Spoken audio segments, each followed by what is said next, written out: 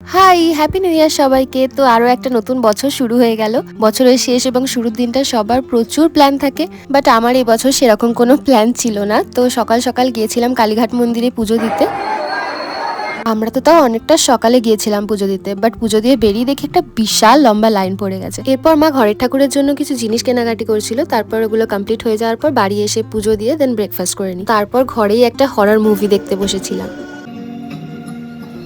Movie টুভি দেখে একটা লম্বা ঘুম দেওয়ার পর বিকেলবেলা উঠে আমরা রাতে একটা ফিস্ট করব বলে ঠিক করি, যেহেতু কোথাও যাওয়ার ছিল না, তো সেটারই প্রিপারেশন করছিলাম সবাই মিলে। আর তার সাথে সাথে আমরা এটাও ডিসাইড করি যে ঘরে একটা ছোট্ট টেন্ট মতো করব, ডেকোরেট করব। আর বাইরে কোথাও যাচ্ছি না তো কি হয়েছে, আমরা ঘরেই সুন্দর করে রেডি হবো। দেন ডিনারটা সেরে নিয়ে আমরা ঘরেই অনেক ফটো তুলেছি আর প্রচুর গান চালিয়ে মজা করেছি।